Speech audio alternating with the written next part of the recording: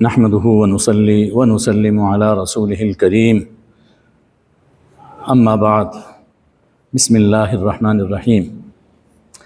آج ہم سورہ ہود کی آیت نمبر 50 سے اس سورہ کی آخری آیت نمبر 123 تک کو سمجھنے کی کوشش کر رہے ہیں۔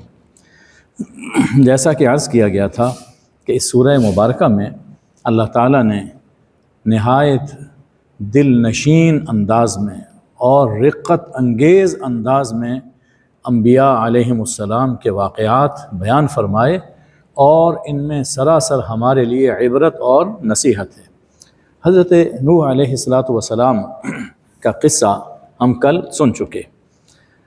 فرمایا کہ قوم عاد کی جانب ہم نے ان کے بھائی ہود کو رسول بنا کر بھیجا، اور ان کی دعوت کیا تھی؟ سب سے پہلی چیز کہ لا الہ الا اللہ کا اقرار کر لو، اور دوسری چیز یہ بتائی کہ لوگو میں تم سے کوئی اس پر صلہ نہیں مانگتا ہوں، میرا اجر وہ اللہ کے ذمہ، یعنی میری دعوت بالکل بے غرض اور بے لوث ہے۔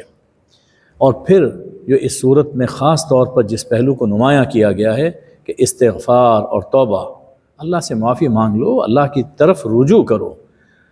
کیا ہوگا؟ اللہ موسلا دھار بارشیں برسائے گا اور تمہاری قوت میں اضافہ فرمائے گا۔ اس سے یہ معلوم ہوا کہ گناہ چھوڑ کر نیکی کی طرف پلٹنے سے آخرت تو سنورتی ہی ہے، دنیا میں بھی اللہ خوشحالی نصیب فرماتا ہے۔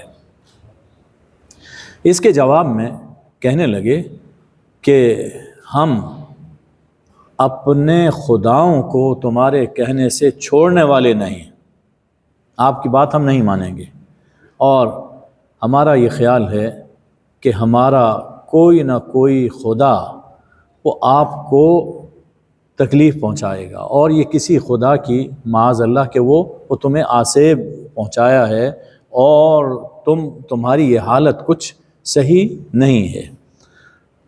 تو فرمایا کہ میں اللہ کو گواہ بنا رہا ہوں، اور تم بھی گواہ ہو جاؤ کہ جو تم شرک کر رہے ہو میں اس سے بری ہوں۔ ٹھیک ہے، تم سب مل کر میرے خلاف جو داؤ کھیل سکتے ہو کھیل لو، کوئی مہلت نہ دو، مجھے اللہ پر توکل ہے۔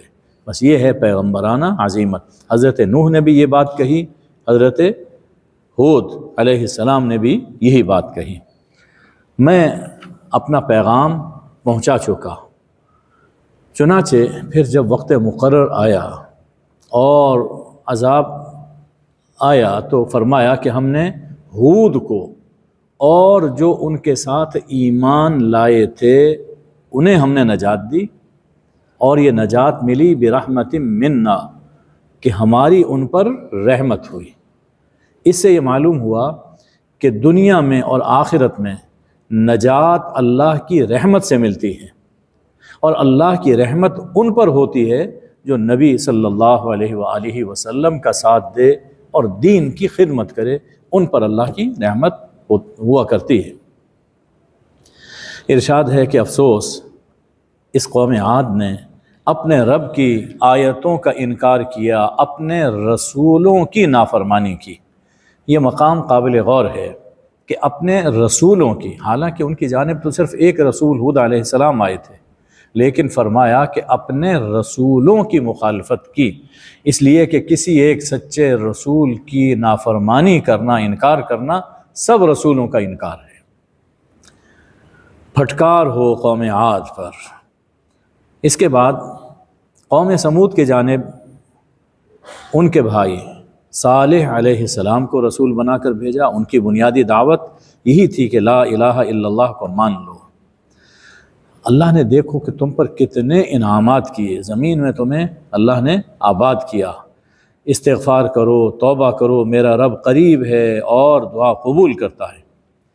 کہنے لگے کہ صالح تو ہماری امیدوں کا چراغ تھا، تجھ سے بڑی امیدیں وابستہ تھیں، تجھے کیا ہو گیا؟ تو نے ہماری امیدوں پر پانی پھیر دیا۔ ہم تو سمجھتے تھے کہ یہ بڑا ہوگا تو قوم کے کام آئے گا، لیکن تو نے بالکل ہماری آرزوئیں وہ سب غلط ثابت کر دیں۔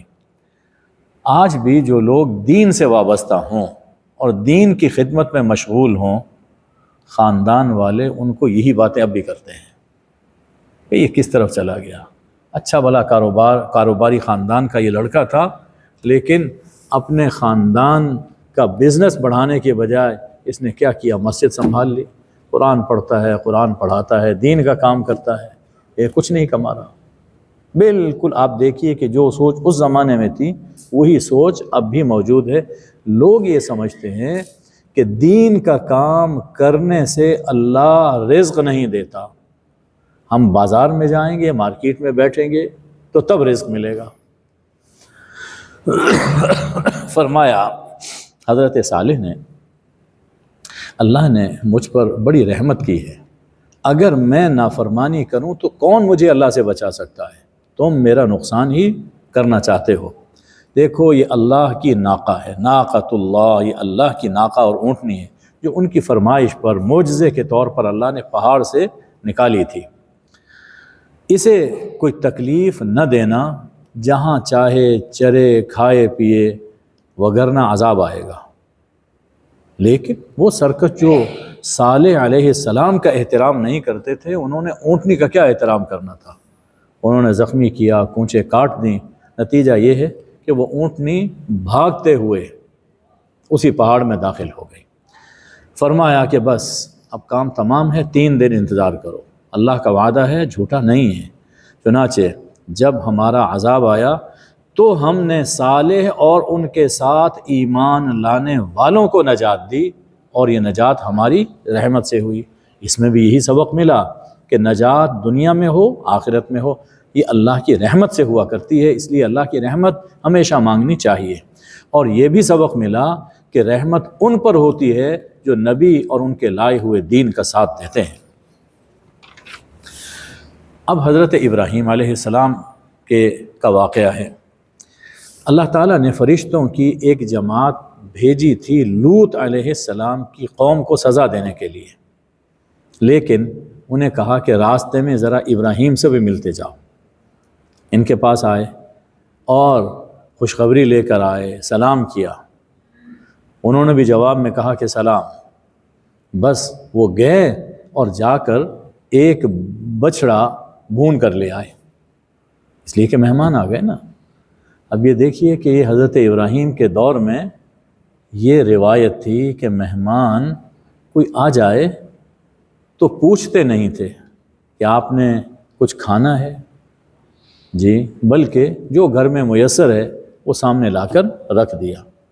اب دور نے ترقی کی، پھر یہ پوچھنے لگ گئے کہ جی آپ آئے ہیں، کچھ کھائیں گے؟ پھر ہم لوگ آج کے ترقی یافتہ دور میں موجود ہیں، اب کوئی مہمان آ جائے تو پوچھتے ہیں آپ کھا کے تو آئے ہوں گے۔ یہ ترقی ہے ہماری۔ خیر، جب انہوں نے دیکھا کہ بچڑا سامنے ہے لیکن وہ ہاتھ نہیں بڑھا رہے، اب انہیں کھٹکا ہوا اور ان سے خوف محسوس کیا، اس لیے کہ یہ روایت تھی کہ اگر کسی کے گھر کھانا کھا لیا ہے تو اس کو کوئی نقصان نہیں دینا۔ تو جب انہوں نے کھانے کی طرف ہاتھ نہیں بڑھایا تو محسوس کیا کہ یہ تو میرے دشمن ہیں، تو خوف محسوس ہوا۔ ہمارے دور میں کیا ہے، آ کر کھانا بنواتے ہیں، پکا کے کھلاؤ، اور اس کے بعد پھر لوٹ کے جاتے ہیں، یہ ترقی کی علامتیں ہیں۔ تو انہوں نے کہا کہ دیکھو ڈریے نہیں، ہم اصل میں قوم لوط کی جانب بھیجے گئے ہیں۔ ان کی اہلیہ محترمہ سارہ علیہ السلام وہ قریب ہی کھڑی تھیں، تو وہ جب انہوں نے یہ بات سنی کہ یہ کوئی دشمن نہیں ہے تو یہ بات وہ خوش ہو گئی، ذرا ہنس پڑی۔ تو ہم نے انہیں بشارت دی کہ اللہ تمہیں اسحاق دے گا، اور اسحاق کے پیچھے یعقوب بھی اللہ دے گا، ان کا بیٹا۔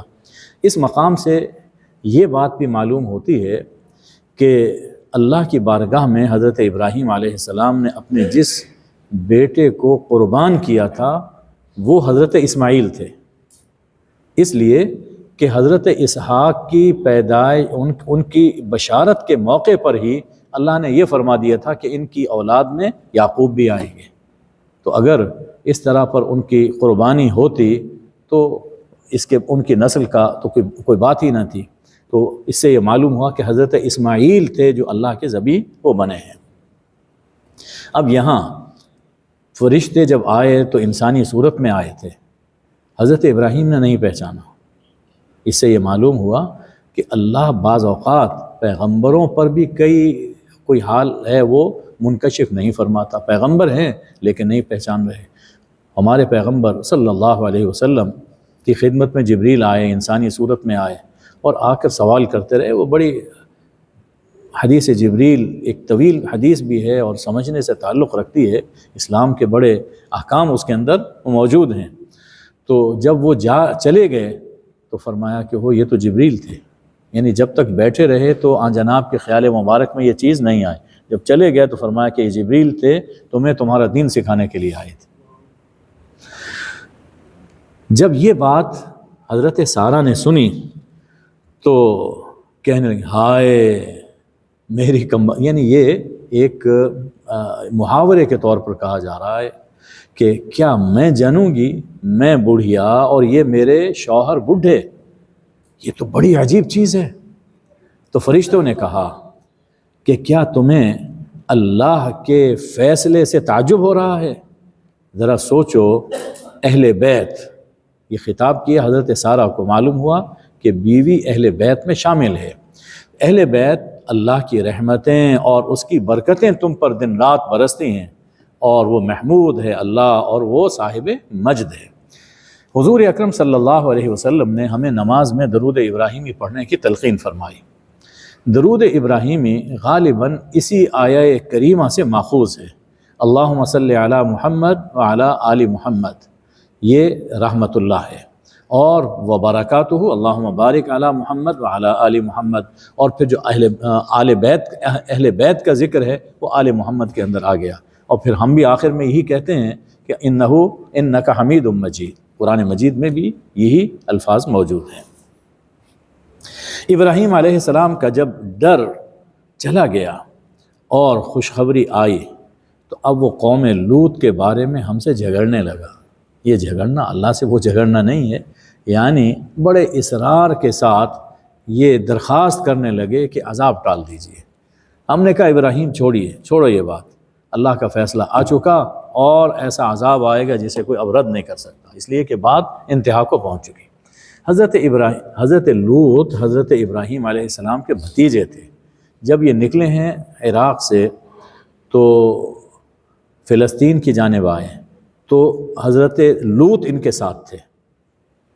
لوط علیہ السلام کی ڈیوٹی لگا دی گئی صدوم اور عمورہ کی بستیوں میں، یہی جو اردن کے قریب ڈیڈ سی ہے، یہ سارا علاقہ وہی تھا۔ اور ان کی قوم ہم جانتے ہیں کہ غیر فطری گناہ میں شدید طور پر مبتلا تھی۔ جب وہ ہمارے فرشتے آئے وہ خوبصورت لڑکوں کی شکل میں، تو لوط علیہ السلام غمگین ہوئے، دل تنگ ہوا، کہا کہ آج تو بڑا کٹھن دن ہے آج کا، میں کیا کروں گا۔ قوم کو پتہ چل گیا، تب قوم کی خباثت دیکھیے، بے حیائی کے انتہا کے دوڑتے ہوئے آئے، اور وہ بدکاری کیا کرتے تھے، کہنے لگے کہ ان لڑکوں کو ہمارے سپرد کر دیں۔ اب بے بسی دیکھیے حضرت لوط علیہ السلام کی، فرمایا کہ لوگو یہ میری بیٹیاں ہیں، یہ تمہارے لیے پاکیزہ تر ہیں، یعنی ان سے اگر کوئی نکاح کرنا چاہتا ہے تو ان سے نکاح کر لو، تم غیر فطری کام کیوں کرنا چاہتے ہو؟ ڈرو، اللہ سے ڈرو، میرے مہمانوں کے بارے میں مجھے رسوا نہ کرو۔ مہمان کی تکریم یہ اسلام کی تعلیم ہے۔ کیا کوئی شخص بھی تم میں کوئی نیک چلن نہیں ہے؟ سبھی بدماشی پہ تلے ہوئے ہیں۔ کہنے لگے دیکھیے کیسے بے حیا ہیں، لوط تم جانتے ہو کہ ہمیں تمہاری بیٹیوں میں کوئی دلچسپی نہیں ہے، اور تم جانتے ہو ہم جو چاہتے ہیں، لہذا جو چاہتے ہیں وہ پورا کرو۔ بس اس موقع پر قرآن پاک میں نہیں ہے لیکن روایت میں یہ ہے کہ یعنی حضرت لوط نے تو یہاں یہ کہا کہ کاش میرے پاس قوت ہوتی یا میرا کوئی قبیلہ یہاں پر ہوتا، کیونکہ وہ تنہا رہتے تھے، وہاں ان کا قبیلہ جو باہر سے آئے ہوئے تھے۔ تو کہتے ہیں بس جب وہ گھر کے اوپر چڑھنے لگے، چڑھائی کرنے لگے، تو جبریل علیہ السلام ان میں موجود تھے، تو انہوں نے ذرا سی ایک جھلک دکھائی، چندھیا گئے اور بھاگے کہ یہ تو ان کے پاس کیا ہے۔ اس کے بعد انہوں نے کہا کہ آپ ڈریں نہیں، ہم تو رسول ہیں، اللہ کے فرشتے ہیں، یہ آپ تک نہیں پہنچ سکتے۔ ایسا کیجئے کہ رات کے ایک حصے میں آپ اپنے اہل کو، بیٹیاں تھیں، انہیں اپنے اہل کو لے کر یہاں سے نکل جائیے اور کوئی پیچھے مڑ کر نہ دیکھے، الا امرأتک، لیکن بیوی کو ساتھ نہیں لے کے جانا۔ وہ بیوی ان کے ساتھ ملی ہوئی تھی اور انہی کا عقیدہ رکھتی تھی، اسے بھی وہی مصیبت پہنچے گی جو ان پر آئے گی، اور یہ وعدہ ہے صبح کے وقت کا، اور صبح کا وقت کیا قریب نہیں ہے، ابھی عذاب آیا ہی چاہتا ہے۔ حضرت لوط اپنی بیٹیوں کو اور کوئی اہل ایمان ہوں گے تو انہیں ساتھ لے کر نکل گئے، اور جب ہمارا عذاب آیا تو ہم نے اس کے اوپر اسے زیر و زبر کر دیا، اوپر کا حصہ نیچے، نیچے کا حصہ اوپر کر دیا۔ زمین سے پورا خطہ جبریل علیہ السلام نے اٹھایا اور اٹھا کر پلٹا دیا، اور اس کے اوپر لگاتار پتھروں کی بارش ہوئی۔ پتھر وہ جو پانی میں کھنگریالے پتھر، ان کی بارش ہوئی، اور وہ نشان زد۔ فرمایا کہ وما ہی من الظالمین ببعید، یہ ظالموں سے یہ بستی کوئی دور نہیں ہے، آتے جاتے ہوئے وہاں سے گزرتے ہیں۔ اس میں ہمارے لیے بھی ہمیں سمجھایا گیا کہ ان واقعات کو جو تم پڑھ رہے ہو تو اس سے عبرت حاصل کرو، جو اللہ ان کی پکڑ کر سکتا ہے وہ تمہاری پکڑ بھی کر سکتا ہے۔ قوم مدین کے جانب ان کے بھائی شعیب علیہ السلام کو رسول بنا کر بھیجا گیا، انہوں نے بھی یہ دعوت دی کہ لا الہ الا اللہ، اور وہ کاروباری بددیانتی کے گناہ میں مبتلا تھے، تو اس پر ترک معصیت کی تلقین فرمائی، اور یہی استغفار ہے کہ گناہ چھوڑ دو اور لا الہ الا اللہ کو مان لو، ماپ تول میں کمی نہ کرو، میں تمہیں دیکھتا ہوں کہ تم آسودہ حال ہو، مجھے ڈر ہے کہ تم پر اللہ کا عذاب آئے گا۔ لوگوں، ماپ تول انصاف کے ساتھ پورا کیا کرو، لوگوں کو اشیاء گھٹا کر مت دیا کرو، اور زمین میں فساد نہ پھیلاؤ۔ یہ جو کاروباری بددیانتی ہے یہی ملک میں فساد کا سبب بنتا ہے۔ ہمارے ہاں یہ ہو رہا ہے، چیزوں میں ملاوٹ ہے، ریٹ غلط ہیں، دھوکہ ہے، تو یہی چیزیں ہیں کہ جو ملک میں فساد، بے اطمینانی اور بے سکونی پھیلاتی ہیں۔ فرمایا کہ کاروبار کرتے ہو تو جو بچ رہے اللہ کا دیا ہوا، جو پروفٹ مل جائے یہی تمہارے لیے بہتر ہے، اس بات کو مانو۔ اب جواب میں وہی بات کہی جو قوم نے حضرت صالح سے کہی تھی، شعیب کیا یہ تیری نمازیں تمہیں یہ سکھاتی ہیں کہ ہم اپنے آباء و اجداد کے خداؤں کو چھوڑ دیں، یا ہم اپنے اموال میں اپنی مرضی سے کاروبار نہ کریں؟ مال ہمارا، جیسے چاہے ہم کاروبار کریں۔ اس وقت زمانے کا چلن یہ ہے کہ لو تو پورا پورا لو، دو تو گھٹا کے دو، اس کے بغیر بزنس نہیں ہو سکتا۔ جی شعیب تو بڑا باوقار، سمجھدار اور نیک چلن آدمی ہے، تو کیا یہ اس طرح کی باتیں کرنے لگ گیا؟ جواب میں حضرت شعیب نے فرمایا، لوگو اگر میں اپنے رب کی جانب سے ایک واضح راستے پر ہوں اور اللہ نے مجھے رزق حسن عطا فرمایا، حضرت شعیب خود بھی کاروبار کرتے تھے، میں نہیں چاہتا ہوں کہ جس کام سے تمہیں روک رہا ہوں میں خود وہ کام کروں۔ یعنی انہوں نے کہا نا کہ آپ بڑے سمجھدار ہیں، آپ بھی اسی طرح پر کاروبار کریں، تو انہوں نے فرمایا کہ یہ نہیں ہو سکتا، جو اللہ نے مجھے سمجھ عطا فرمائی ہے اس کا تقاضا یہ ہے کہ میں کاروبار دیانتداری سے کیا کروں۔ میرا تو کام کیا ہے، اصلاح، جتنی ہو سکے میں کوشش کر رہا ہوں، اور میری کامیابی بھی اللہ کی مدد سے ہے۔ اگر میں کامیاب ہوں گا تو رب مدد فرمائے، وما توفیقی الا باللہ۔ لوگو میری دشمنی میں، میری مخالفت میں ایسا نہ ہو کہ تم پر ویسا عذاب آ جائے جو قوم نوح یا قوم ہود یا قوم صالح پہ آیا تھا۔ قوم لوط کو تم سے دور نہیں ہیں، ان کے انجام کو اپنے سامنے رکھو، اللہ سے معافی مانگ لو، توبہ کر لو۔ میرا رب رحیم ہے، ودود ہے، بڑی محبت کرنے والا۔ آپ دیکھیے کہ سب پیغمبر اس طرح پر اپنی قوم کو سمجھا رہے ہیں جیسے ماں باپ اپنی قوم، اپنے بچوں کو سمجھایا کرتے ہیں، ڈرتے، یعنی یہ ان کی نجات کا ایک ڈر تھا پیغمبروں کے دل میں۔ پیغمبر سخت دل نہیں ہوتے۔ پھر دیکھیے کہ اللہ کی رحمت اور اس کی محبت وہ لوگوں کے سامنے رکھی، چھوڑ دو، اللہ رحمت کرے گا۔ لیکن جواب کیا ملا؟ شعیب ہم نہیں سمجھتے، تمہاری بہت سی باتیں ہماری سمجھ سے اوپر جا رہی ہیں، ہم دیکھتے ہیں کہ تم ہمارے اندر کمزور ہو، یہ تمہارا قبیلہ ہے جس کی وجہ سے ہم تمہیں چھوڑے ہوئے ہیں، اگر یہ قبیلہ نہ ہوتا ہم تمہیں سنسار کر دیتے، تم ہمارے لیے کوئی بڑے آدمی نہیں ہو، کوئی معزز نہیں ہو۔ تو جواب میں حضرت شعیب علیہ السلام نے فرمایا، میری قوم، کیا میرا قبیلہ اللہ سے بڑھ کر تمہیں عزیز ہے کہ میرے قبیلے کی تو عزت کرتے ہو لیکن اللہ کے فرمان کی کوئی تمہارے دل میں کوئی اس کی قدر نہیں ہے؟ فرمایا کہ وَاتَّخَذْتُمُوهُ وَرَاءَكُمْ ظِهْرِيًّا، تم نے اللہ کو پس پشت ڈال رکھا ہے، اللہ کو پس پشت، یہ قرآن کو پس پشت ڈالنا، نہ پڑھنا، یہ بھی پس پشت ڈالنا ہے۔ میرا رب تمہارے تمام اعمال کی خبر رکھتا ہے۔ لوگو ٹھیک ہے، جو کام کرنا ہے کرو، میں اپنا کام کر رہا ہوں، بہت جلد تم جان جاؤ گے کہ کس پر رسوا کن عذاب آتا ہے اور کون جھوٹا ہے، انتظار کرو، میں بھی تمہارے ساتھ انتظار کر رہا ہوں۔ چنانچہ جب ہمارا امر آیا، عذاب آیا، تو ہم نے شعیب کو اور ان کے ساتھ مومنین کو نجات دی اپنی رحمت سے۔ نجات اللہ کی رحمت سے ملتی ہے، اور رحمت پیغمبر اور دین کے ساتھ ہونے سے حاصل ہوتی ہے۔ اور پھر ایک چنگھاڑ تھی کہ جس کے نتیجے میں وہ پوری قوم اوندھے منہ گر گئے، دل گویا ہارٹ فیل ہو گئے ان کے، ایسا لگتا تھا کہ جیسے یہاں کبھی آباد ہی نہ تھے۔ الا بعدا لمدین، لعنت ہو، پھٹکار ہو اہل مدین پر جیسا کہ سمود پر پھٹکار ہوئی۔ اب حضرت موسیٰ علیہ السلام کا ذکر ہے۔ ہم نے اپنی آیتیں اور ایک واضح نشان معجزہ دے کر فرعون اور اس کے ملا، اس کے درباریوں کے جانب بھیجا، لیکن افسوس ان لوگوں نے فرعون کا کہا مانا، حالانکہ فرعون سیدھی راہ پر نہیں تھا۔ جب اس دنیا میں وہ سیدھی راہ پر نہیں تھا تو آخرت میں بھی ایسا ہوگا کہ قیامت کے دن وہ اپنی قوم کے آگے آگے ہوگا، جیسے یہاں پر پیشوا تھا، قیامت کے دن بھی وہ پیشوا بنے گا اور جہنم میں لے کر جائے گا۔ کتنا برا گھاٹ ہے جہنم۔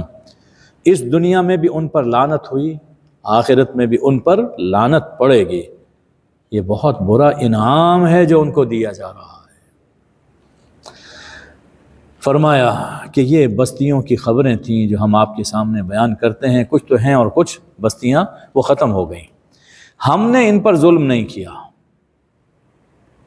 ہم نے ان پر ظلم نہیں کیا، یہ سب اپنے گناہوں کی پاداش میں ہلاک ہوئے، اور پھر ان کے نام نہاد خدا اور دنیاوی سہارے ان کو اللہ کے عذاب سے بچا نہیں سکے، بلکہ ان خداؤں کی وجہ سے عذاب اور بڑھا۔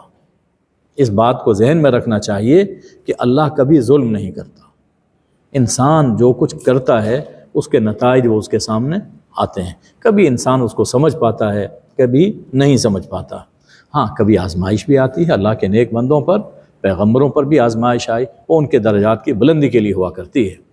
فرمایا کہ جب اللہ بستیوں کو پکڑتا ہے، ظالم بستیوں کی، تو یوں ہی اللہ کی پکڑ ہوا کرتی ہے، اس کی پکڑ بڑی شدید ہے۔ اس میں نشانی ہے ان لوگوں کے لیے جو آخرت کے عذاب سے ڈرتے ہیں۔ فرمایا کہ قیامت کے دن کچھ لوگ شقی ہوں گے اور کچھ سعید ہوں گے، یعنی کچھ بدبخت ہوں گے شقی، اور کچھ نیک بخت خوش بخت ہوں گے۔ یہ جو بدبخت ہوں گے جہنم میں ڈالے جائیں گے، اور جہنم میں چیخیں گے، دھاڑیں گے، لیکن ہمیشہ ہمیشہ اس میں رہیں گے جب تک کہ آسمان و زمین ہے، یعنی ہمیشہ رہیں گے۔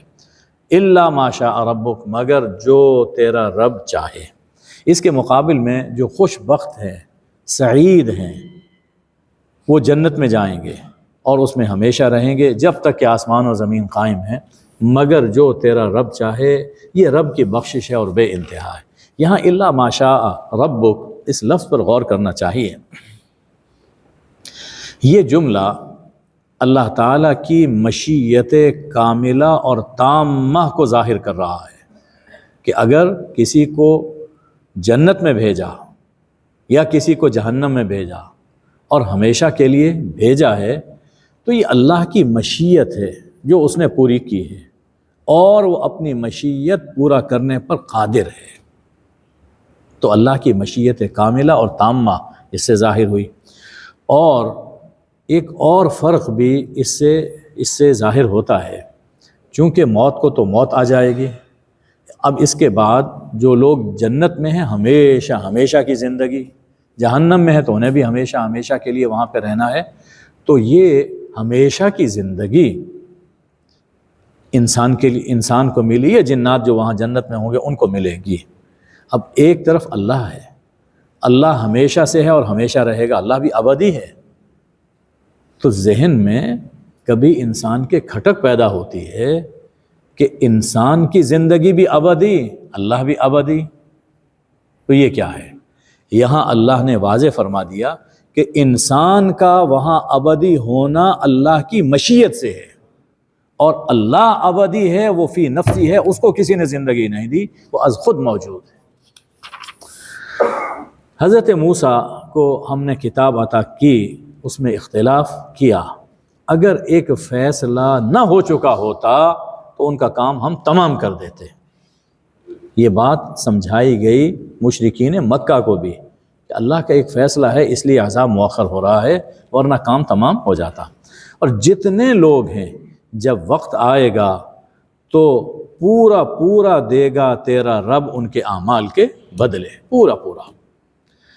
اب حکم دیا ان تمام واقعات کو سنانے کے بعد، فاستقم کما امرت، سو آپ قائم رہیے، آپ دین پر ڈٹے رہیے جیسا کہ آپ کو حکم ملا ہے۔ بڑے مختصر لفظ ہیں لیکن حکم بڑا بھاری حکم ہے۔ جیسے حکم ملا ہے آپ دین پر ڈٹے رہیے، قائم رہیے۔ نہ صرف آپ بلکہ جن لوگوں نے آپ کے ساتھ توبہ کی ہے، دین قبول کیا ہے، تو اس دین پر اب وہ ڈٹ جائیں، قائم رہیں، حد سے نہ بڑھو، یعنی افراط و تفریط میں نہ پڑو، اور ظالموں کی طرف مت جھکو۔ اور جھکنا ہے تو صرف اللہ کے سامنے رات کے کچھ حصوں میں۔ دیکھو یہ جو نیکیاں ہیں نا، توبہ و استغفار اور نیکیاں، یہ نیکیاں گناہوں کو مٹاتی چلی جاتی ہیں۔ انسان ہے، انسان سے بعض اوقات انجانے میں بھی غلطیاں اور گناہ ہو جاتے ہیں، تو جب انسان نیکیاں کرتا ہے تو وہ گناہ خود بخود دھلتے چلے جاتے ہیں۔ صبر کیجئے، اللہ محسنین کا اجر ضائع نہیں فرمائے گا۔ ارشاد ہے کہ جب تک معاشرے میں نیکی غالب ہو، معاشرے میں نیکی غالب ہو اور نہیں عن المنکر ہو رہی ہو تو اللہ کا عذاب نہیں آتا۔ بالکل سادہ سی مثال ہے کہ اگر جسم زیادہ صحت مند ہے، صحت زیادہ ہے، بیماری کم ہے، انسان زندہ رہتا ہے، اور جب بیماری بڑھ جائے، صحت کم ہو جائے تو پھر موت آ جاتی ہے۔ یہی قوم کی زندگی میں بھی ایسا ہی ہوا کرتا ہے۔ اب اصول ارشاد فرما دیا کہ تیرا رب کسی بستی کو ظلم سے ہلاک نہیں کرتا، کسی بستی کو ظلم سے ہلاک نہیں کرتا جب کہ وہاں رہنے والے اصلاح پسند ہوں، جب کہ وہاں رہنے والے نیک زندگی بسر کر رہے ہوں تو رب کسی بستی کو ہلاک نہیں کرتا۔ تو جب ایسی پکڑ آئے تو خود قوم کو سوچنا چاہیے کہ ہم سے کیا ایسے گناہ ہو رہے ہیں جس کی وجہ سے رب کا عذاب آ رہا ہے۔ فرمایا کہ یہ جو قصے ہم نے نبیوں کے بیان کیے، مقصد یہ ہے کہ آپ کا دل مضبوط رہے، آپ کی تسلی کے لیے ہم نے یہ سب چیزیں بیان کی ہیں۔ اس میں حق بھی آ گیا، موعظت بھی ہے اور نصیحت بھی ہے۔ سورہ کی آخری آیت اس پوری سورہ کا گویا حاصل ہے۔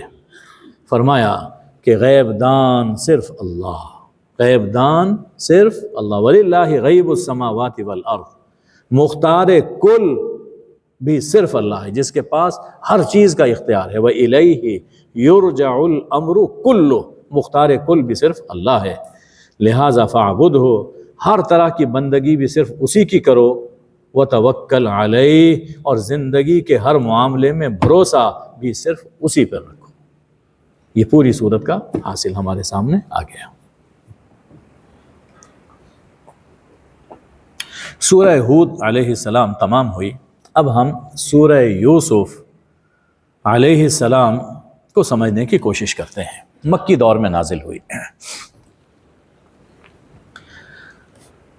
سورہ ہود میں استغفار اور استقامت کا ذکر تھا، سورہ یوسف میں بھی استقامت اور استغفار کا ذکر ہے۔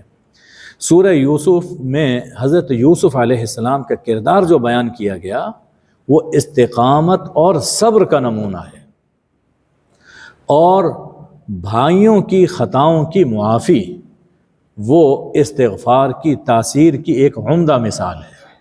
کتنا بڑا جرم کیا تھا بھائیوں نے، سگے بھائیوں نے، لیکن جب معاف کر دیا تو زندگی مل گئی۔ اسی طرح اللہ سے اگر انسان معافی مانگے تو اللہ دنیاوی اور اخروی کامیابی عطا فرماتا ہے، زندگی عطا فرماتا ہے۔ سورہ یوسف علیہ السلام میں حضور اکرم صلی اللہ علیہ وآلہ وسلم کو تسلی دی جا رہی ہے کہ آپ کی مخالفت حسد کی بنا پر ہے۔ یہ آپ کی برادری کے لوگ ہیں، آپ سے حسد کرتے ہیں، اس لیے مخالفت کر رہے ہیں، اور حسد بہت کچھ کرواتا ہے، گھبرائیے نہیں، ایک دن یہ بھی برادران یوسف کی طرح آپ کے سامنے کھڑے ہوں گے۔ اس وقت تو فیوچر کی بات کہی گئی تھی، اب یہ ہمارے لیے پاسٹ ہے۔ فتح مکہ کے موقع پر وہ ایسے ہی سامنے کھڑے تھے جیسے برادران یوسف علیہ السلام کے سامنے کھڑے، اور آپ نے اسی واقعے کا حوالہ دیا تھا کہ جاؤ میں تمہیں یوں ہی معاف کرتا ہوں جیسے میرے بھائی یوسف نے اپنے بھائیوں کو معاف کیا تھا۔ فرمایا کہ یہ کتاب مبین کی آیتیں ہیں، ہم نے یہ قرآن عربی زبان میں نازل کیا، لعلکم تعقلون، تاکہ تم اسے سمجھو۔ اس سے یہ معلوم ہوا کہ تبلیغ اس زبان میں ہونے چاہیے جسے مخاطبین سمجھتے ہوں، جس زبان کو اہل مجلس سمجھ رہے ہیں اس زبان میں تبلیغ کرنی چاہیے، یا یہ ہے کہ ترجمے سے سمجھایا جائے جیسے کہ ہم قرآن مجید کو سمجھنے کی کوشش کر رہے ہیں۔ فرمایا کہ ہم ایک قصہ بیان کرتے ہیں آپ کے سامنے، اور یہ بڑا حسین قصہ ہے، حسین پیرائے میں ہم یہ قصہ بیان کر رہے ہیں۔ یہ احسن القصص، بیان کرنے والا خالق حسن، جس کا قصہ ہے وہ پیکر حسن، جس پر نازل ہو رہا ہے وہ مظہر حسن، اور جس زبان میں نازل ہو رہا ہے وہ حامل حسن، تو پھر یہ قصہ احسن القصص کیوں نہ ہوگا؟ ہر پہلو سے اس کے اندر خوبصورتی، جمال اور حسن پایا جاتا ہے۔ آغاز اس واقعے کے ہم 3 حصے کر رہے ہیں۔ ایک پہلا حصہ آیت نمبر 4 سے آیت نمبر 21 تک ہے۔ آغاز ہوتا ہے حضرت یوسف علیہ السلام کے ایک خواب سے جو انہوں نے بچپن میں دیکھا، اور اپنے ابا سے کہا کہ ابا جان، میں خواب میں دیکھتا ہوں کہ 11 ستارے ہیں، سورج اور چاند ہے، اور میرے سامنے جھک رہے ہیں۔ حضرت یعقوب علیہ السلام اللہ کے پیغمبر تھے، فوراً سمجھ گئے، بیٹے یہ خواب اپنے بھائیوں کو نہ بتانا ورنہ وہ تیرے لیے چال چلیں گے۔ یہ جو شیطان ہے یہ انسان کا کھلا دشمن ہے، وہ شیطان ہی ہے جو ان سے کچھ کام تمہارے نقصان کا کروائے گا۔ اللہ تیرا رب تمہیں مجتبی بنا رہا ہے، چن رہا ہے، اور اللہ تمہیں باتوں کی تہ تک پہنچنا یعنی سخن فہمی وہ سکھا رہا ہے، اور تجھ پر آل یعقوب پر اپنی نعمت پوری کر رہا ہے، جیسا کہ تمہارے ماں باپ پر اس سے پہلے ابراہیم اور اسحاق پر اس نے اپنی نعمتیں پوری کی تھی۔ یعنی اللہ مستقبل میں تم سے کوئی بڑا کام لینے والا ہے، تمہیں نوازنے والا ہے، اس لیے اپنا خواب چھپا کے رکھو۔ اس سے یہ معلوم ہوا کہ انسان کے پاس جو نعمتیں ہیں اس کا اظہار ہر کسی کے سامنے کرنا مناسب نہیں ہے۔ اس کے سامنے کیجئے، خواب ہو یا کوئی نعمت ہو جو اللہ نے انسان کو دے رکھی ہے، جو خیر خواہ ہو، جیسے حضرت یوسف نے اپنے ابا سے جا کر یہ بات کہی، اور انہوں نے کہا کہ بھائیوں کے سامنے بیان نہ کرنا۔ ایک حدیث بھی مروی ہے کہ استعینوا علی حوائجکم بالکتمان فإن کل ذی نعمت محسود، کہ اپنی حوائج پر کتمان سے مدد حاصل کرو، یعنی اپنی حاجتیں، اپنی ضرورتیں یا اپنی جو نعمتیں ہیں وہ چھپا کے رکھو تاکہ وہ محفوظ رہیں، اس لیے کہ جو بھی صاحب نعمت ہوتا ہے اس سے لوگ حسد کیا کرتے ہیں۔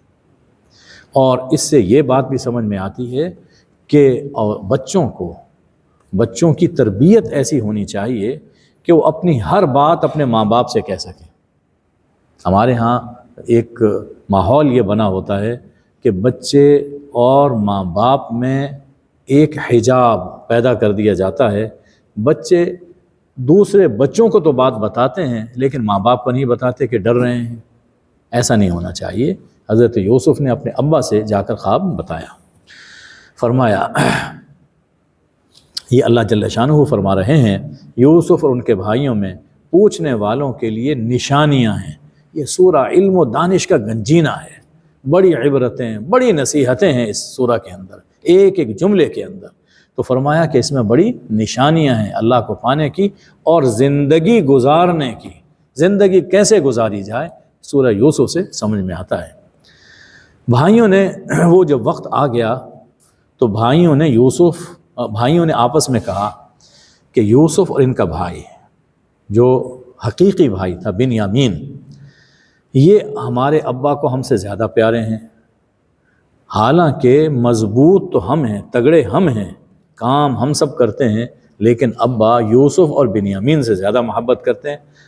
ہمارے ابا کی تو مت ماری گئی ہے، یہ بیٹے آپس میں باتیں کر رہے ہیں، ایسا کرو کہ یوسف کو قتل کر دو، یا یہ ہے کہ کسی جگہ پہ جا کر پھینک آؤ تاکہ ابا کی پوری توجہ اب تمہیں حاصل ہو، جب یوسف سامنے ہوگا نہ اس کی طرف توجہ ہوگی، اور جب یہ کام کر گزرو گے تو اس کے بعد صالح بن جانا، نیک پاک بن جانا۔ جی اب بھی یہی طریقہ ہوتا ہے، مرواتے ہیں، سازش کرتے ہیں، اور اس کے بعد پھر خود ہی ٹیشو پیپر سے اپنے آنسو پونچھنا شروع ہو جاتے ہیں۔ فرمایا ان بھائیوں میں سے ایک کہنے والے نے کہا کہ دیکھو قتل نہ کرو، یہ بڑا بھائی تھا یہودا، قتل نہ کرو، کسی گمنام اندھے کنویں میں جس کا پانی خشک ہو چکا ہے اس میں ڈال دو، ہو سکتا ہے کہ کوئی قافلہ، کوئی مسافر آتے جاتے ہوئے ڈول اندر ڈالے پانی کے خیال سے تو وہ اسے اٹھا کر لے جائے کہ ہاں یہ اچھی تجویز ہے۔ اب وہ آئے ابا کے پاس، ابا جان کیا وجہ ہے کہ آپ یوسف کے بارے میں ہم پر کوئی بھروسہ نہیں کرتے، حالانکہ ہم ان کے بڑے خیر خواہ ہیں۔ سازش خیر خواہی کے انداز میں ہوا کرتی ہے۔ ہم دیکھیے، ہم کل جائیں گے جنگل میں، جا کر گھر کا گھاس لانی ہے اور لکڑیاں کاٹ کے لائیں گے اور جو کام ہے جانور چرانے ہیں، تو آپ یوسف کو ہمارے ساتھ کل بھیجیے تاکہ وہاں خوب کھائے کھیلے، صحت اس کی بہتر ہو، وَإِنَّا لَهُ لَحَافِظُونَ، اور ہم اس کی حفاظت کرنے والے۔ بڑے زور سے یہ بات کہی۔ یعقوب علیہ السلام نے کہا مجھے یہ بات غم میں ڈال رہی ہے، فکر مجھے اس بات کا ہے کہ تم لے جاؤ گے اور کہیں کوئی بھیڑیا نہ اسے کھا جائے، اس جنگل میں بھیڑیے بہت تھے، تم اپنے کام میں لگے ہو اور یوسف کو کوئی بھیڑیا کھا کے چلا جائے، مجھے اس بات کی فکر ہے۔ کہنے لگے واہ ابا جان، ہماری جیسے تگڑے بھائیوں کے ہوتے ہوئے کیا ہمارے بھائی کو بھیڑیا کھا کے جائے گا؟ ہم تو بڑے نکمے اور نکھٹو ہوئے۔ چنانچہ اپنے ابا کو انہوں نے اپنی باتوں میں رام کر لیا۔ کہنے لگے جب وہ لے گئے اگلے دن، اور اب اجمعوا ان یجعلوہ فی غیابۃ الجب، اور اب انہوں نے اکٹھ کر لیا کہ آؤ فلاں گمنام اندھا کنواں اس کے اندر ڈال دیں۔ اب یہاں تو صرف اتنی بات ہے کہ اس کے اندر ڈالنے پر انہوں نے اکٹھ کر لیا، متفق ہو گئے۔ لیکن پھر کیا ہوا؟ اللہ نے جزا ذکر نہیں فرمائی کہ بھائیوں کی یہ سنگ دلی دیکھ کر چشم فلک اشبار تھی، زمین کا کلیجہ پھٹ رہا تھا، اور یہ اتنا دردناک منظر تھا کہ اس کی کیفیت الفاظ میں بیان ہی نہیں ہو سکتی۔ اس لیے اللہ نے صرف اتنا کہا کہ انہوں نے اتفاق کر لیا کہ اسے گمنام اور اندھے کنویں میں ڈال دیتے ہیں، ڈال دیا۔ اور ادھر سے اللہ نے ان پر وحی کر دی، ان کے دل میں یہ بات ڈال دی کہ گھبراؤ نہیں، یہ جو کچھ کر رہے ہیں ایک دن آئے گا کہ جب آپ انہیں ان کے اس حرکت کی خبر دو گے، یعنی تم یہاں پر مرو گے نہیں، تم زندہ سلامت رہو گے بلکہ عروج پاؤ گے۔ جنگل سے گھر واپس آئے شام کو اپنے ابا جان کے پاس، وہ گھر سے دور سے رونا چلانا شروع کر دیا۔ گھر پہنچے، ابا جان ہم گئے، وہاں جا کر ہم ریس لگا رہے تھے، یوسف کو کہا کہ یہ سامان یہاں پہ پڑا ہے تو آپ یہاں رک جاؤ۔ ہم وہاں پہ گئے ریس لگانے تو بھیڑیا آیا اور یوسف کو کھا گیا۔ وما انت بمؤمن لنا ولو كنا صادقین، آپ کو یقین نہیں آئے گا، چاہے ہم سچے ہی ہوں آپ کو یقین نہیں آئے گا۔ دیکھیے ایک ہم ثبوت بھی لے کر آئے ہیں، یہ اس کی قمیص ہے یوسف کی قمیض ہے اور اس پہ یہ خون لگا ہوا ہے، یوسف کا خون لگا ہوا ہے۔ حضرت یعقوب نے ایک نظر اس قمیص پہ ڈالی، فرمایا کہ تمہاری من گھڑت بات ہے، اس لیے کہ قمیص کسی جگہ سے پھٹی نہیں ہے، قمیص بالکل صحیح سالم ہے۔ تو کتنا چابک دست یہ بھیڑیا تھا کہ میرے یوسف کو اندر سے نکال کے کھا گیا، لیکن قمیص وہ ذرا سی بھی نہ پھٹی۔ یہ تمہاری من گھڑت بات ہے۔ فصبر جمیل، میں صبر جمیل کرتا ہوں، یعنی نہ شکوہ ہے نہ انتقام ہے۔ شکوہ کروں تو کس سے کروں، تم بھی بیٹے ہو، انتقام لوں تو کس سے کروں، کس سے لوں، تم بیٹے ہو۔ اللہ تمہاری ان باتوں پر، اللہ سے میں مدد چاہتا ہوں۔ ایک قافلہ وہاں سے گزر رہا تھا، انہوں نے پانی بھرنے والے کو بھیجا کہ پانی لے آؤ، اس نے اپنا ڈول اس کنویں میں ڈالا۔ اچھا، اب حضرت یوسف علیہ السلام، یہ تیسرا دن تھا، حضرت یوسف تیسرا دن جب ہوا تو یہ واقعہ پیش آیا کہ یہ قافلہ وہاں سے آیا اور ڈول ڈالا گیا۔ اب دیکھیے کہ حضور صلی اللہ علیہ وسلم پر مستقبل میں جو واقعات آنے والے تھے ان کی جانب ان صورتوں میں اشارات ہوتے ہیں۔ حضرت محمد صلی اللہ علیہ وسلم بھی غار ثور میں 3 دن ہی رہے تھے اور پھر وہاں سے آپ نے سفر کیا تھا۔ جب ڈول ڈالا تو یوسف علیہ السلام اس ڈول میں بیٹھ گئے، رسی کو پکڑ لیا۔ اس نے کہا، جب اوپر کھینچا تو خوش ہوا، واہ واہ، یہ تو ایک لڑکا آ گیا، یہ تو سامان ہے، جا کر ہم اسے بیچیں گے، یہ سامان ہے تجارت، اس لیے کہ انسان بھی بکا کرتے تھے۔ انہوں نے، بھائیوں نے بہت معمولی قیمت کے عوض بیچ دیا، چند درہم کے عوض وہ بیچ دیا، اور وہ اس سے بیزار تھے، جان چھڑانا چاہتے تھے۔ اب روایت میں یہ بات آتی ہے کہ جب پتہ چلا بھائیوں کو کہ فلاں کے پاس، فلاں قافلے والوں کے پاس ہمارا بھائی ہے، تو جا کر ان سے کہا کہ یہ غلام ہے ہمارا اور اسے بھاگنے کی عادت ہے، ہم اس سے جان چھڑانا چاہتے ہیں، لیکن کچھ نہ کچھ قیمت تو ہمیں دو۔ چنانچہ کہتے ہیں کہ 18 درہم میں اپنے بھائی کو بیچ دیا، 18 درہم۔ حضرت یوسف وہاں سے چلتے ہیں قافلے کے ساتھ، قافلہ مصر پہنچا۔ اب مصر میں منڈی تھی جہاں چیزیں بک رہی تھیں، وہاں انسان بھی تھے، حضرت یوسف کو بھی وہاں کھڑا کر دیا گیا۔ تو مصر کا جو عزیز تھا، یعنی وزیر اعظم کہہ لیجئے، وہ اپنی بیوی کے ساتھ وہاں شاپنگ کے لیے آیا ہوا تھا۔ یہ دیکھا کہ ایک بہت خوبصورت لڑکا اور جس کے چہرے سے گویا نور ٹپک رہا ہے، یہ وہاں پر ہے، تو کہا کہ اسے لے لو۔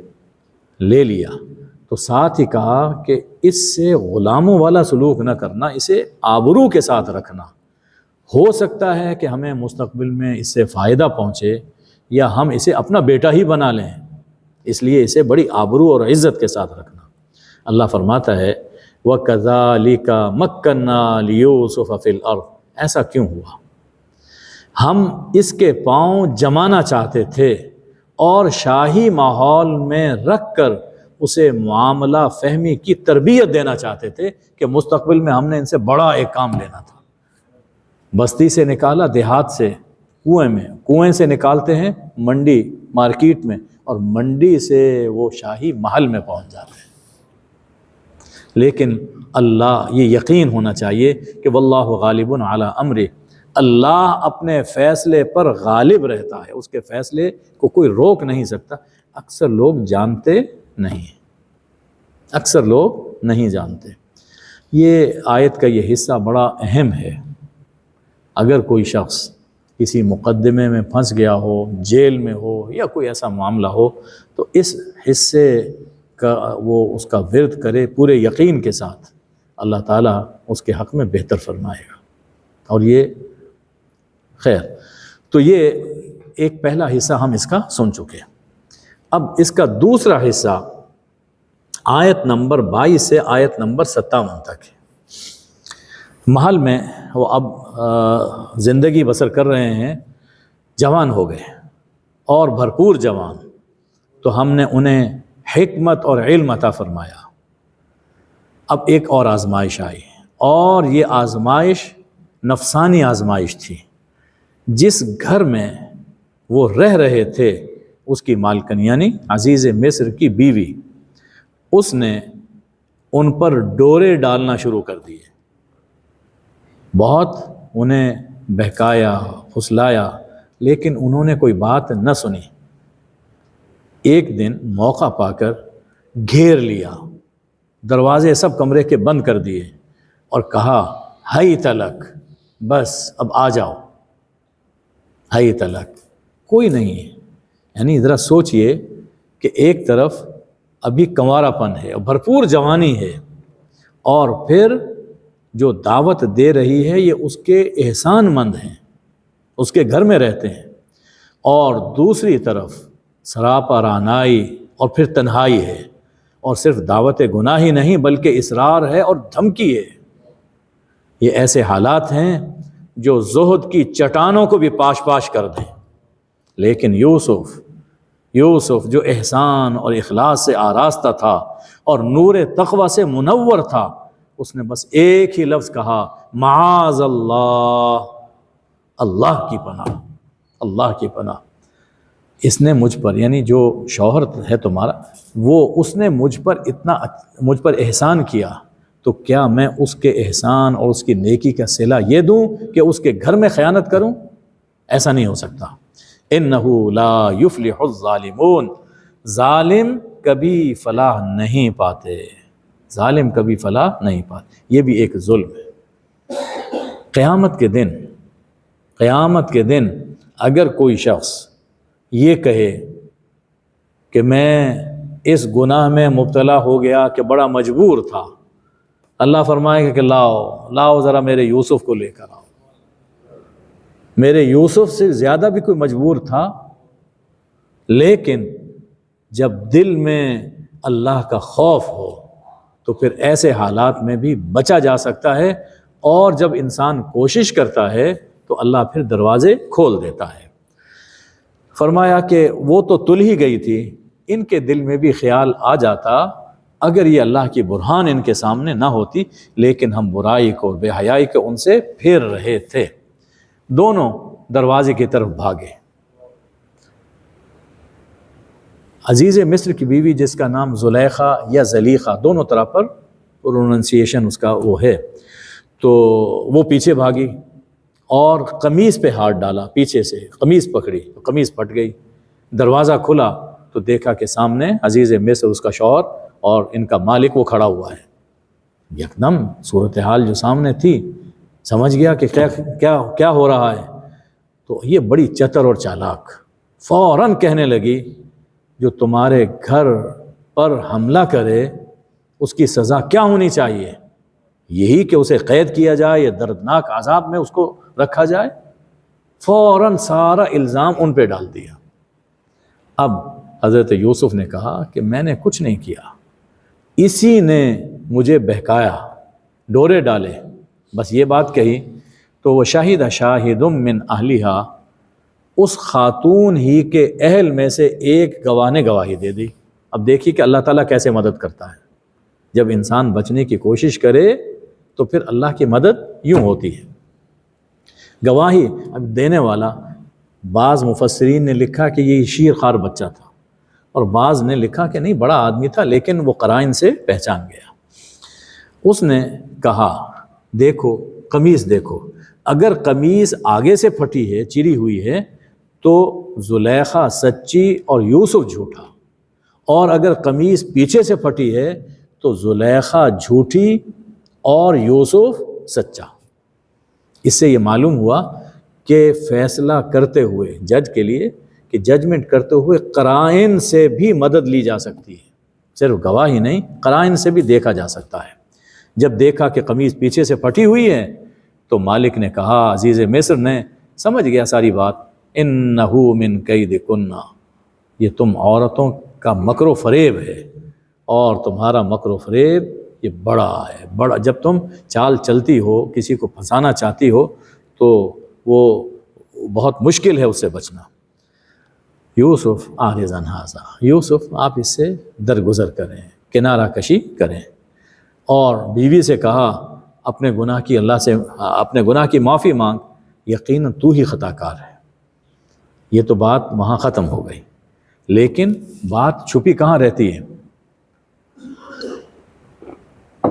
آخر وہ شہر کی ایلیٹ کلاس سے ان کا تعلق تھا، کلب میں سب یہ خواتین اکٹھی ہوتی تھیں، تو یہ بات پھیل گئی، عورتوں میں چرچا ہوا، شہر کی عورتوں میں، یہ جو عزیز مصر کی بیوی ہے یہ اپنے غلام پر ڈورے ڈالتی ہے اور اس کی محبت میں مری جا رہی ہے، بڑی بد ذوق ہے۔ یعنی باتیں یوں کیں کہ جیسے اس کے گھٹیا پن کو ظاہر کر رہی ہیں، لیکن حقیقت میں وہ خود دلچسپی لے رہی تھی۔ جب زلیخا نے ان کے اس مکر کو سنا، مکر کیا تھا کہ بظاہر یہ کہہ رہی ہیں کہ یہ عزیز مصر کی بیوی یہ زلیخا یہ بد ذوق ہے، لیکن خود طلب میں مبتلا ہیں۔ تو جب ان کے اس مکر کو سنا تو انہیں ہائی ٹی پارٹی کی دعوت دی، اور پارٹی میں ہر ایک کے سامنے چھری رکھ دی۔ اب وہ پھل کاٹنے میں مشغول ہوئیں تو اچانک یوسف سے کہا کہ ادھر آؤ۔ حضرت یوسف بہرحال وہاں پہ ایک غلام کے طور پر تھے، تو کہا کہ ادھر آؤ۔ وہ آئے اور نگاہ جھکا کے وہاں سے نکل گئے، نگاہ اٹھائی نہیں، دیکھا نہیں۔ جب یہ دیکھا ان عورتوں نے تو مبہوت ہو گئیں، جب حضرت یوسف کو دیکھا، ان کے حسن و جمال کو دیکھا تو مبہوت ہو گئیں، اور پھل کاٹنے کی جگہ چھریاں ان کے ہاتھ پر چل گئیں، ہاتھ کاٹ لیے، اور کہنے لگیں کہ حاشا للہ، اللہ کی قسم یہ کوئی انسان نہیں ہے، یہ تو کوئی فرشتہ ہے، بڑا معزز فرشتہ ہے۔ یعنی مصر کا حسن سمٹ کر یہاں پہ بیٹھا ہے، اور یہ کیسا ہے کہ جس نے ہمیں دیکھا تک نہیں اور چلا گیا، یہ کوئی فرشتہ لگتا ہے، انسان نہیں ہے۔ اس پر اب اسے زلیخا کو موقع ملا، کہنے لگی یہی تو وہ ہے کہ جس کے بارے میں تم مجھے ملامت کر رہی تھی،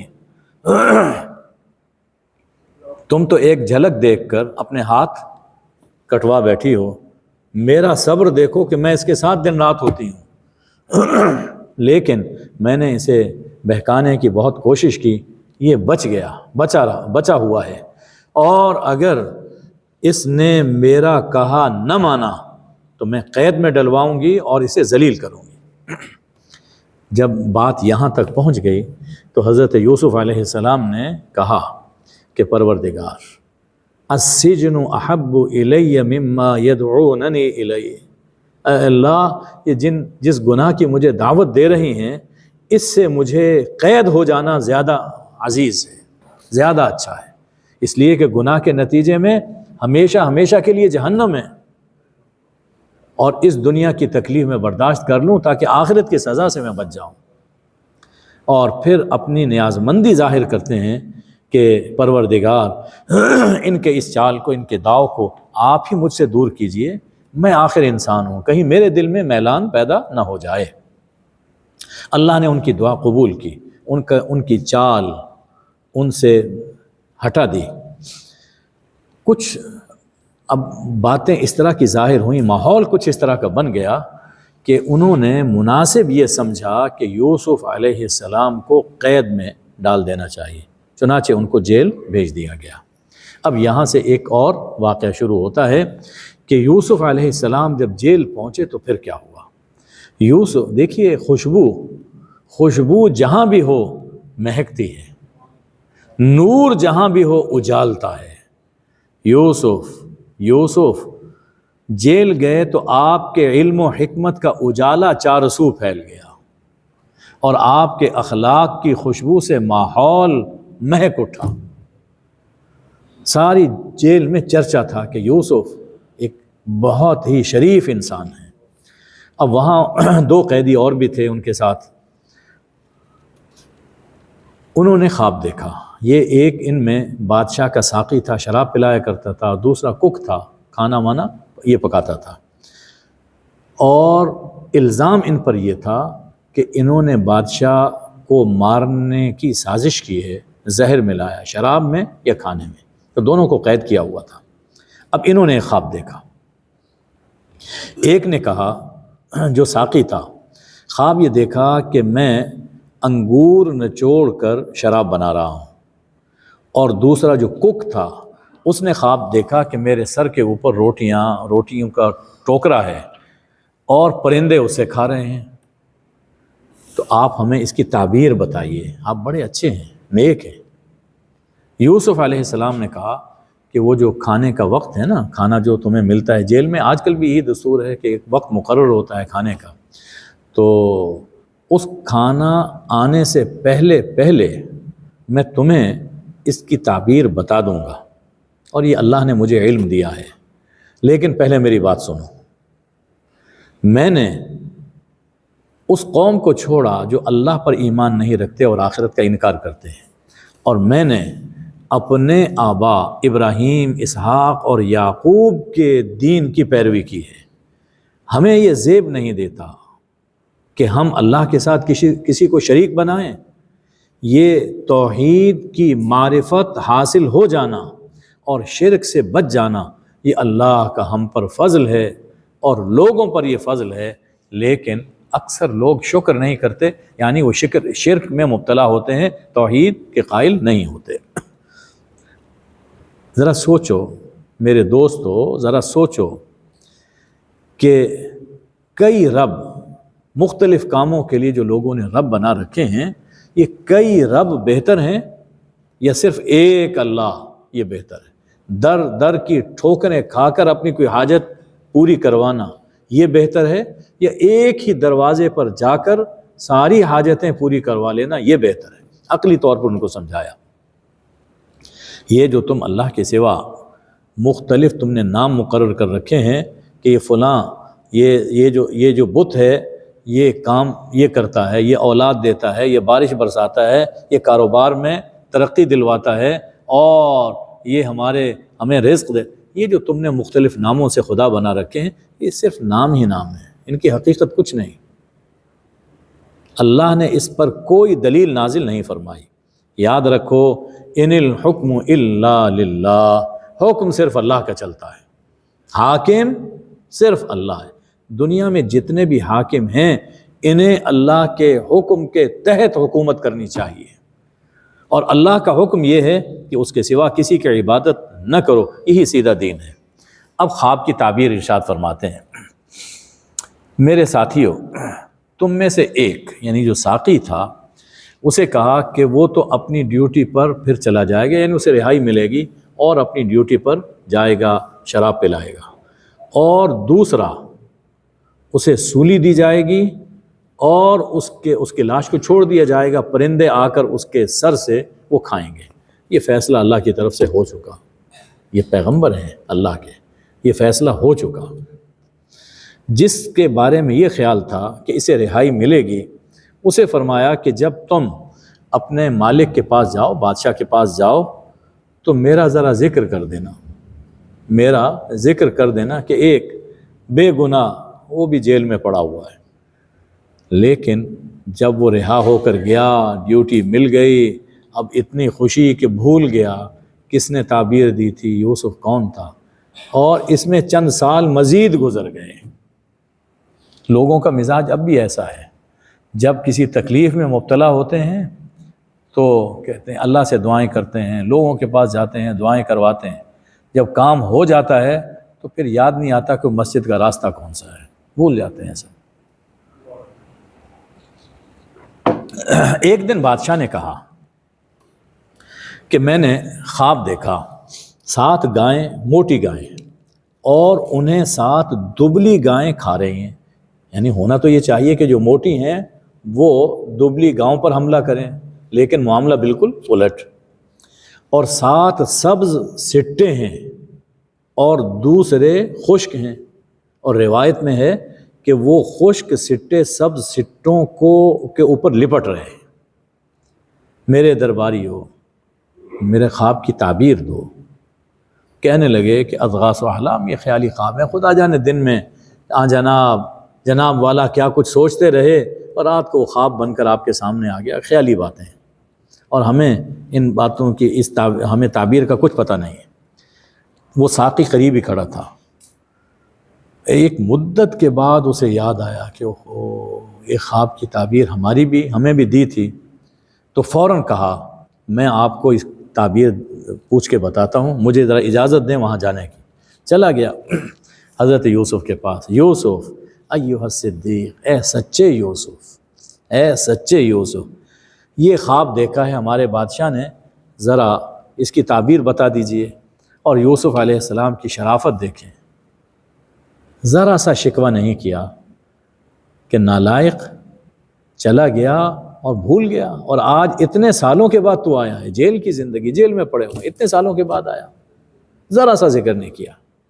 تعبیر دی، تعبیر یہ دی کہ 7 سال خوب جم کر تم زراعت کرو گے، کاشتکاری کرو گے، اور پھر تدبیر دی۔ ایک تو تعبیر کہ خوب فصل ہوگی، غلہ ہوگا، اور جو کچھ تم غلہ کاٹو تو اسے سٹوں میں، خوشوں میں رہنے دو، بس اتنا اس سے نکالو جتنا تم نے کھانا ہو۔ یعنی 7 سال آئیں گے پہلے خوشحالی کے، اس خوشحالی کے زمانے میں تم نے کیسے گزارا کرنا ہے، کیسے اس راشن کو استعمال کرنا ہے، اس کی تدبیر بھی ارشاد فرمائی۔ اور تدبیر کے بعد پھر تبشیر بھی دی، بشارت دے دی کہ جب 7 سال وہ گزر جائیں سختی کے، 7 سال تو آئیں گے خوشحالی کے، اور پھر آئیں گے خشک سالی کے 7 سال، پھر اس کے بعد 1 سال آئے گا، یہ بشارت، 1 سال آئے گا کہ جس میں بارشیں ہوں گی اور لوگ نچوڑیں گے۔ جی، بعض نے کہا کہ جس میں ان کی فریاد رسی ہوگی، یعنی اب 7 سال رہیں گے زراعت کے، پھر 7 سال قحط کے، پھر اس کے بعد 15ویں سال جا کر اللہ کی طرف سے تمہاری فریاد سنی جائے گی۔ اس نے آ کر یہ ساری باتیں بادشاہ کو بتائیں۔ بادشاہ نے کہا کہ اوتونی بہ، وہ لاؤ ایسے بندے کو، اتنا سمجھ، یعنی ان کو میں اتنی تنخواہیں دیتا ہوں اور ان کو خواب کی تعبیر سمجھ نہیں آئی، اور کہا کہ جی جناب کو کوئی ویسے یہ خواب آ گیا ہے، آج دن میں کوئی بینگن کھا لیے ہوں گے، ہاں تو ایسا خواب آ گیا، تو ایسے بندے کو لے کر آؤ۔ جب حضرت یوسف کے پاس اب ان کا قاصد آیا تو حضرت یوسف کوئی جلد بازی انہوں نے نہیں کی، فرمایا جاؤ اپنے مالک کے پاس جاؤ اور اسے جا کر پوچھو کہ جن عورتوں نے اپنے ہاتھ کاٹ لیے تھے ان کا کیا ہوا، ان کا کیا ہوا، وہ قصہ کیا تھا۔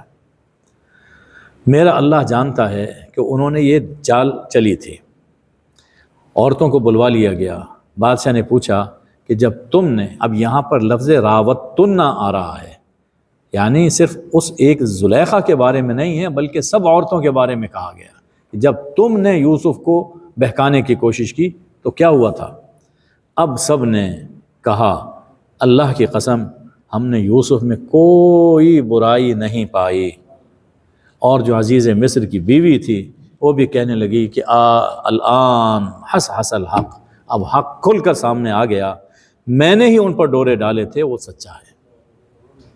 حضرت یوسف نے کہا کہ یہ میں نے اس لیے کیا ہے تاکہ وہ جو میرا مالک ہے عزیز مصر وہ جان لے کہ میں نے اس کی غیر موجودگی میں اس کے گھر میں کوئی خیانت نہیں کی۔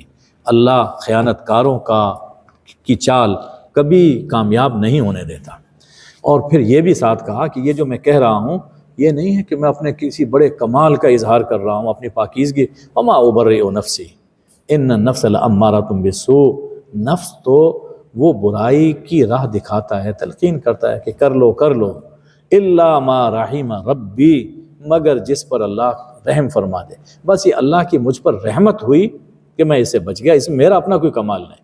انسان کو ہمیشہ یہی بات ذہن میں رکھنی چاہیے، اگر انسان کسی گناہ سے بچتا ہے تو کبھی دل میں یہ خیال نہ آئے کہ میں بڑا متقی، میں بڑا زاہد، میں بڑا بزرگ، اس لیے یہ میں جب آئی تو کام خراب ہوا۔ ہمیشہ یہی سوچنا چاہیے یہ اللہ کا فضل ہوا کہ اللہ نے مجھے بچا لیا، ورنہ انسان تو بڑا کمزور ہے۔ بادشاہ نے کہا کہ انہیں لے کر آؤ، یوسف کو لے کر آؤ، میں انہیں اپنا مشیر خاص بناؤں گا، استخلصہ لنفسی، صرف اپنے لیے۔ جب حضرت یوسف آئے اور انہوں نے گفتگو فرمائی تو کیا، یعنی یوسف علیہ پیغمبر، ایسے گفتگو ایسی تھی گویا کہ موتی رول رہے ہیں، پھول بکھر رہے ہیں۔ تو بادشاہ نے کہا کہ آج سے آپ ہمارے یہاں ٹھہریں گے اور بڑے معزز ہوں گے، آپ پر ہم بھروسہ کریں گے، تو آپ یہ کام کریں۔ تو حضرت یوسف چونکہ ایک زمانے میں اس شاہی محل میں تربیت لے چکے تھے، اب دیکھیے کہ اللہ جس کام کو کرنا چاہتا ہے تو حالات کو اس ڈھب پر کیسے لے آتا ہے۔ حضرت یوسف کی تربیت وہاں حساب و کتاب میں ہو چکی تھی، تو کہنے لگے کہ آپ مجھے وزیر خزانہ بنا دیں، جی میں حفاظت بھی کرنا جانتا ہوں اور میں اس کا علم بھی رکھتا ہوں۔ اللہ فرماتا ہے کذالک مکننا لیوسف فی الارض، پہلے بھی یہی جملہ آیا تھا، جب شاہی محل میں پہنچے وہاں بھی یہی جملہ تھا کہ ہم نے یوں یوسف کے اس ملک میں پاؤں جمائے۔ اب یہاں اقتدار میں داخل ہو رہے ہیں، اور ایسا اقتدار تھا جہاں چاہتے تھے اترتے تھے، جو چاہتے تھے تصرف فرماتے تھے۔